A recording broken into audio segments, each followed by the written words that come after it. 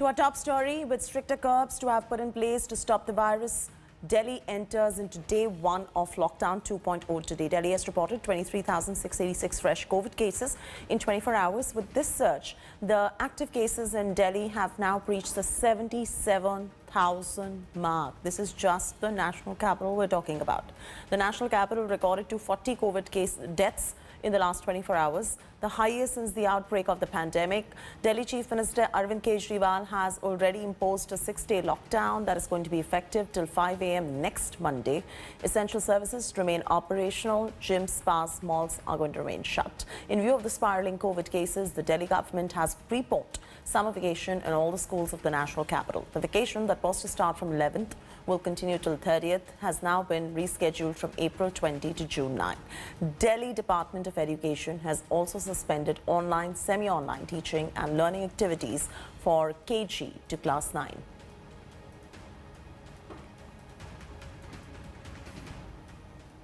Delhi has entered the lockdown mode till 26th of April, but chaos has ensued early in the day yesterday when Delhi Chief Minister Arvind Kejriwal made the big announcement.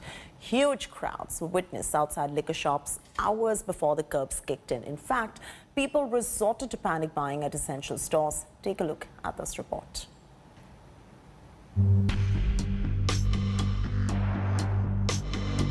Delhi relocking itself.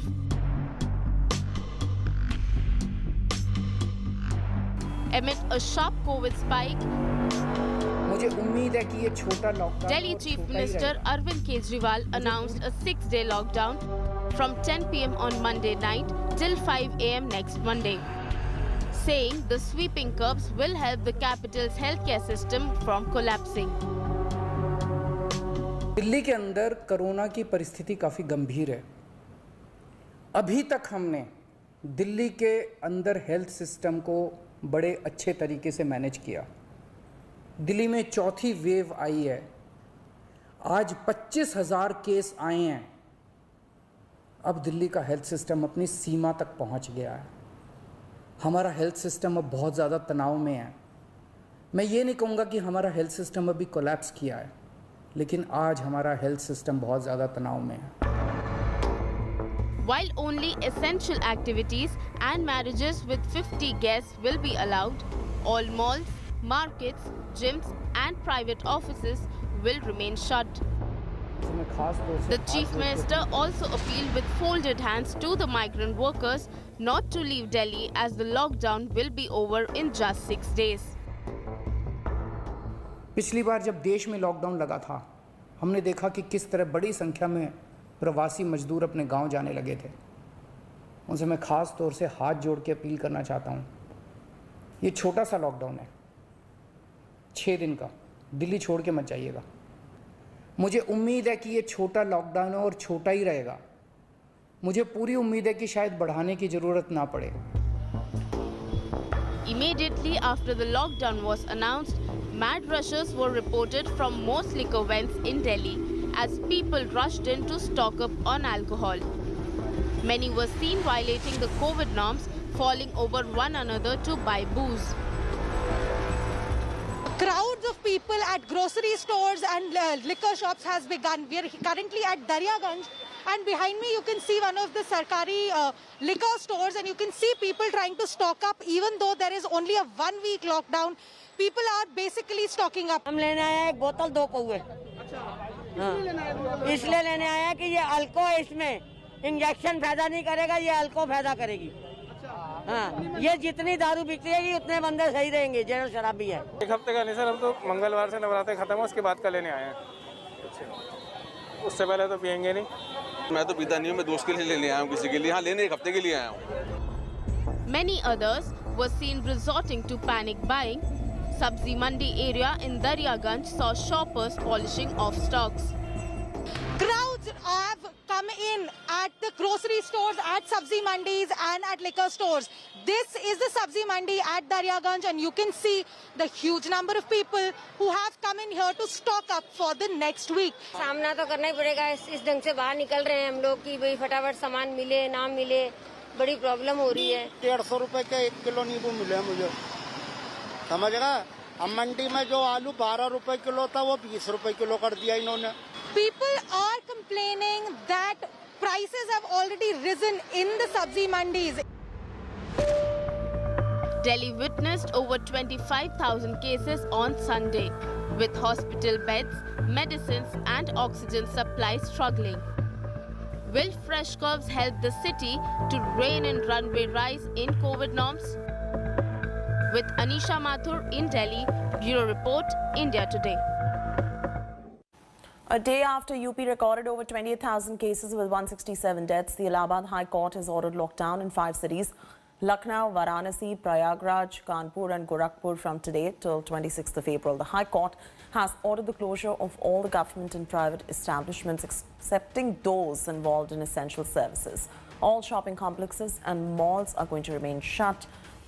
No social gatherings and marriage functions are going to be permitted till 26th of April. In case the marriage date has been fixed, the concerned individuals need to take permission from the respective district magistrate. However, the UP government has refused to implement the order and likely to move the Supreme Court against the Allahabad High Court order for the lockdown in 5 cities. Vaccination for all is now a reality. The Modi government has allowed vaccination above age of 18 from 1st of May, better late than never. The decision was taken after Prime Minister's meeting with top doctors. The move is coming at a time when India is registering more than 2 lakh cases on a daily basis. Take a look at this report.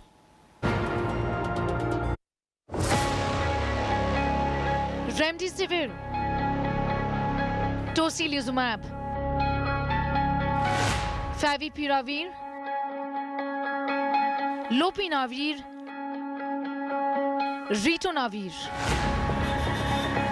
Household names now in India as the country battles a ferocious second surge of COVID-19. But how effective are these medicines? Is the expensive Remdesivir a wonder drug for the new coronavirus? All of these drugs are being used to manage COVID-19 and not treat this infection. There is no cure for COVID-19. All of these drugs are repurposed drugs. By repurposed, it means that these are medicines that were developed to treat other infections, like Ebola, for example, or influenza, and have now been repurposed to manage COVID-19. They have to be given at a particular time. There is no one-size-fits-all when it comes to these drugs.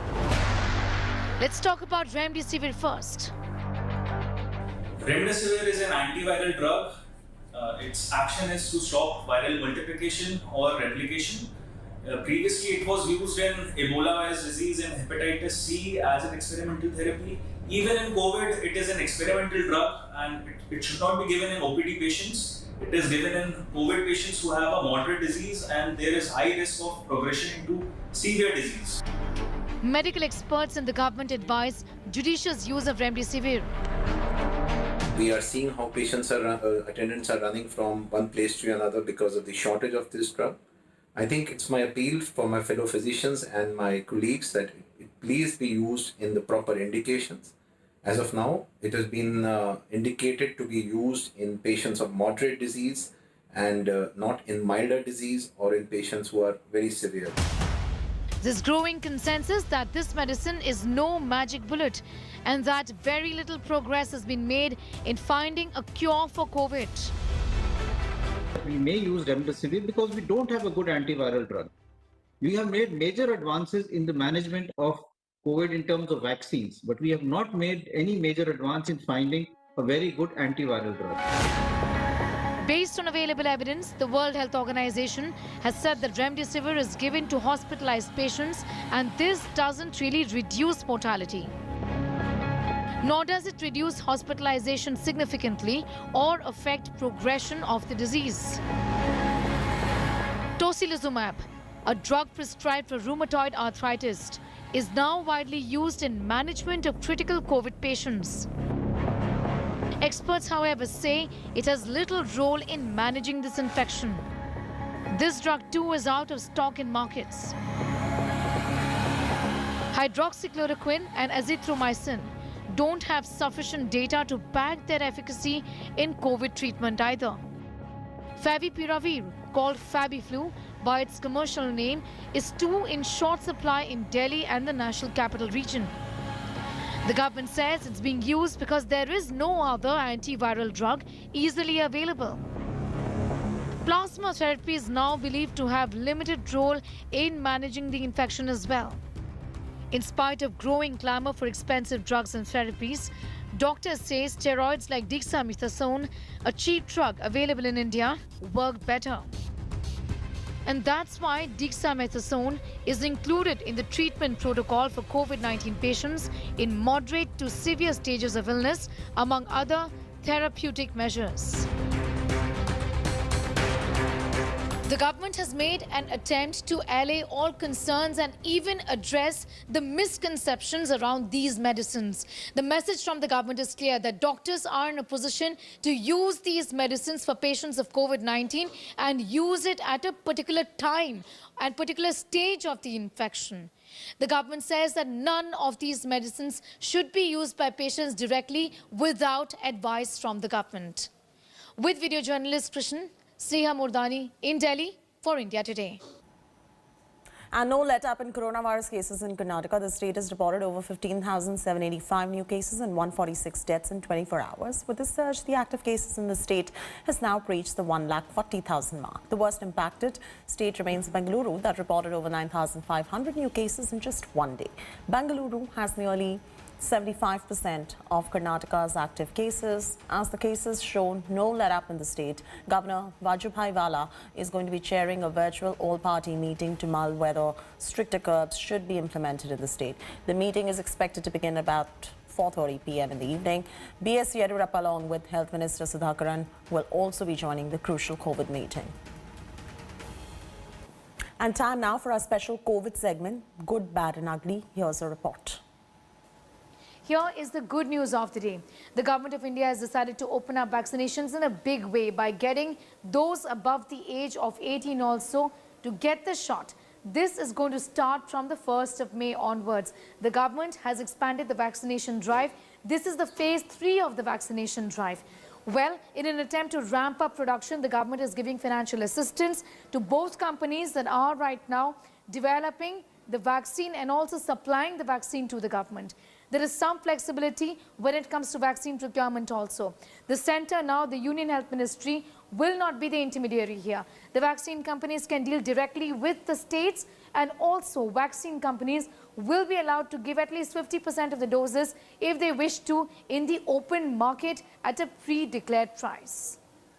Here is the bad news of the day. Lockdowns are returning. The Delhi government has announced that to curb the infection in the national capital, it's required now to close down everything apart from essential services for a week. Up until the 26th of April, Delhi is going to be in a complete lockdown. Essential services, though, will be allowed, and also, interestingly, weddings are allowed. The guests can be attending if the guest list is capped at just about 50. Rajasthan has announced a lockdown till the 3rd of May. And also, 5 other districts in UP have announced a lockdown up until the 26th of April.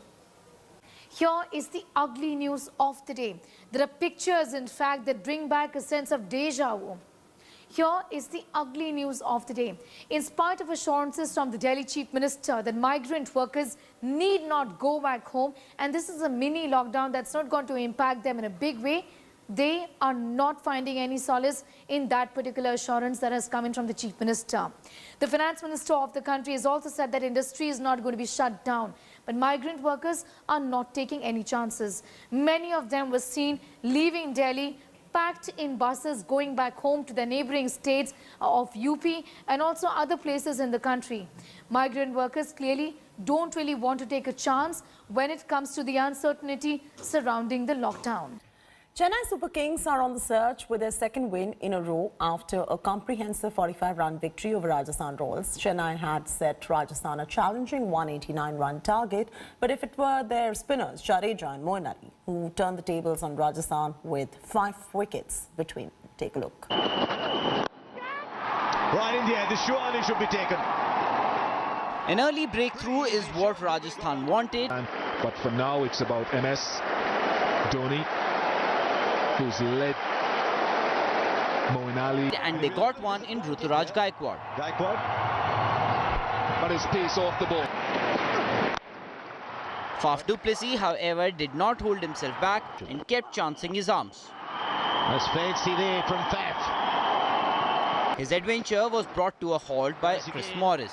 He hasn't got hold of it though, Faf. There is a man right there. Moeen Ali, Ambati Raidu and Suresh Raina all got starts and maintained a good run rate, but none of them could convert those starts into a big one. Fielders there. Dhoni pushed himself ahead of Sam Curran and that move slowed the run rate a bit before the Chennai skipper became one of the three victims of Chetan Sakaria. Once again, it's the pace. Chennai yielded 45 runs of the last 3 overs to post a challenging 188 for 9. What a fantastic finish. In reply, Jos Butler led the charge for Rajasthan after Manan Vora and Sanju Samson were dismissed cheaply. Straight away. Doesn't get hold of it. Bravo is going to be able to say bravo. The England opener was going well until he was done in by Jadeja and missed his half-century by 1 run. Is that the match there from Ravindra Jadeja? His wicket opened the floodgates for Chennai and virtually ended Rajasthan's challenge as well. Worth the shout. Certainly worth the shout. Jadeja and Moeen Ali ran through the Rajasthan batting with wickets tumbling one after the other. The longer boundary. And there's the man who you cannot keep out of the game, Jadeja. Unlike the last match, there was no fairy tale ending for the Royals this time as they somehow just managed to cross the 100-run mark. But then Chennai were always winning this one as it eventually happened. A resounding victory for Mahendra Singh Dhoni and CSK. Sports Bureau, India Today. Hi everyone, Preeti Chaudhary here. Hope you like this video. For latest news and analysis, like and subscribe to the India Today YouTube channel. And don't forget to press the bell icon to stay updated. Thank you for watching.